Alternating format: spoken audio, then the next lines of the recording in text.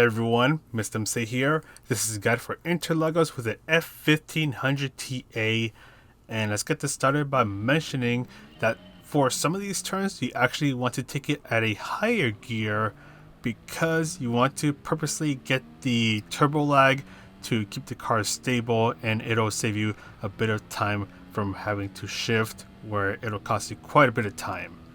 But anyways, bring yourself towards the right side of the track and you're braking at the 100 meter board.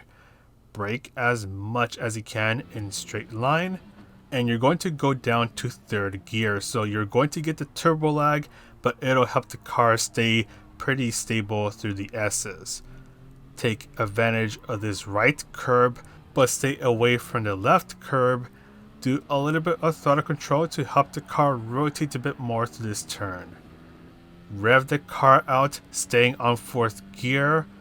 Brake just before you reach the 100 meter board and go down to third gear for this turn. So brake hard for a while, slowly ease off of the brakes as you turn in, and carefully get on the throttle. Once again, take that turn on third gear. Then brake before you reach the 50 meter board or before the marshal stand on the left. Brake hard for a short moment. Slowly ease off of the brakes as you turn in. Lots of throttle control. Look for this tire mark as that is your next braking point. Brake hard for a while. Slowly ease off of the brakes as you turn in. A little bit more braking as you go through this left turn. Be very easy on the throttle. And then brake before you reach the sign that is on the left. You're braking hard for a while again. Just like the last hairpin, be very careful on the throttle. Really easy to spin out here. Lots and lots of throttle control. Bring yourself towards the right, and you're braking just after the curb on the right ends. Take this turn on third gear as well. It'll save you a bit of time from having to shift, and the car will stay a bit more stable due to the turbo lag. But anyways, that is pretty much it for the lap guide. Let's go ahead and take a look at the strategies. Alright, in a moment we'll go to the strategies, but first of all, this lovely individual said hello, so I say hello to you back. Hopefully you're doing well. But anyways, we are doing 14 laps at Interlagos with the F1500T-A. This is a great start, so make sure you have the traction control set to 1, and either shortly after the race starts or after you navigate through the S's, you can then bring the traction control back down to 0 or whatever value you normally have it set to. Oh boy, this race is awfully difficult. This combination is awfully difficult. You have these nearly 1,000 power Formula 1 cars that demand your respect, and if you don't respect it, it's going to throw you off of the track. So there's going to be a lot of shenanigans that's going to happen, a lot of people making mistakes and spinning out. And then you're going to have people like me who are so terrified of this car, especially with what happened at San Qual last year.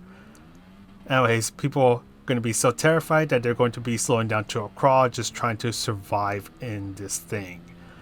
But anyways, fuel is at ×2. Fuel is actually an issue because the F1500T-A chugs on fuel.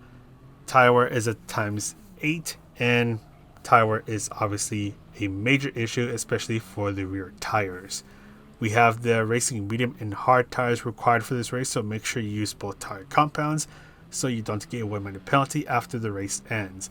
And you're basically going to pit around halfway into the race, and this is whether you're starting on the racing medium or on the hard tires. The racing medium tires, they can last you quite a while, but it's going to depend on how you're driving the car. So at minimum, you may see people switch out of the medium tires after or at the end of lap 6. Or if people really know how to drive this vehicle, then it is possible to see some people go up to lap 10 on this car before switching out of the medium tires. And of course, if you're starting towards the front, start under racing medium tires. If you're starting closer to the middle or the back, start under racing hard tires. Do be aware that these cars do generate a lot of dirty air, so if you're within 3/4 of a second behind someone, your car is going to noticeably understeer a heck of a lot more. It'll burn the front tires, and your car will obviously understeer a lot more because you're not getting the downforce due to the car ahead of you.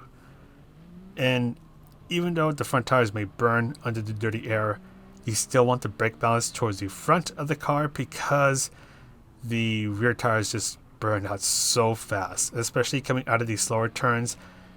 There's just so much wheel spin going on that the rear tires just wear out incredibly fast. And in terms of fuel is obviously an issue. This car just chugs fuel like no tomorrow, so you will need to refuel. Don't really bother fuel saving because you will lose a lot of pace if you do try to do that. The only time you're quote unquote fuel saving is if you're going through some of the turns at higher gears to try to maintain the stability of the car, just like how I did in the lap guide.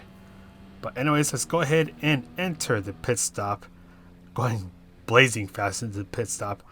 We started on the racing medium tires and we're going over to the racing hard tires, and we are going to refuel. So you see where I have to refuel. Just refuel towards the diamond or just past it, and considering your driving style, you should be able to complete the race without running out of fuel. So let's go ahead and refuel just past the diamond. There we go. The pit loss for Interlagos is going to be around 24 to 26 seconds. This will vary depending on which tires you're switching into, because if you change over to the hard tires, you do have this longer pit stop or pit out sequence, so the car takes a bit longer to come out of the pit stops on the hard tires, and then you also have to refuel. So you may spend a bit longer refueling, you may spend a bit less time refueling. So 24 to 26 seconds, that's going to be your pit loss. And please don't forget to refuel. It can be very easy to forget that, especially since most of the daily races that we've had so far didn't have fuel as an issue, but fuel is an issue this time around, so make sure you refuel, because the car in second place didn't refuel. I'm not sure what happened, but in a moment he's going to realize that he has to start to fuel save, and you're going to see that his pace is going to slow down to a crawl. So right now, this is where I noticed that he may have forgotten to fuel save because his car is just going a lot slower. And when you have to short shift in this car, your pace just goes down to 0. There we go. So he has to fuel save, and his pace just slows down so much. So make sure you refuel. Don't fuel save unless if you're going through some of these corners at higher gears. Basically, it's a flat out race. But anyways, let's go ahead and talk about places to overtake and the penalty serving zone. So the main straight is probably going to be your best place to try to get the overtake done with the use of slipstream. It'll help you out a bit more versus the shorter straight that is coming up soon. And when you're going through the S's, if you're behind someone, just be careful about the dirty air because it'll make your car understeer a lot more. If you're somehow able to get a really good exit, it is possible to get an overtake done after the S's. Here is also the only penalty serving zone that is here at Interlagos. You just saw the car that was next to me serve the penalty. And after that, it's going to be extremely situational. It is possible to get a pass done through here, but because of the dirty air, it's going to make things a lot more difficult to get a pass done. Also, if you are behind a ghosted car, you can still get their dirty air, so you can still experience the nasty understeer because of the dirty air, even if the car in front of you is ghosted, whether they're recovering from an incident or if they're getting lapped. So just be aware of that. And still very difficult to get past done because the dirty air is going to be extremely noticeable through here. And that is pretty much it. So this is going to be around a 19.5 minute race, kind of your usual daily race C. Lots of concentration needed. This race actually had me tired because, yeah, this race, very tiring. Had me try to concentrate a lot on trying not to bin it. But anyways, that's all for me. Thank you guys for the support. Thank you to Playseat for supporting the channel as they gave me the seat that I'm using, the Playseat challenge. But anyways, that's all for me. This is Mr. MCA. Wish you a good race, and I'll see you in the next video.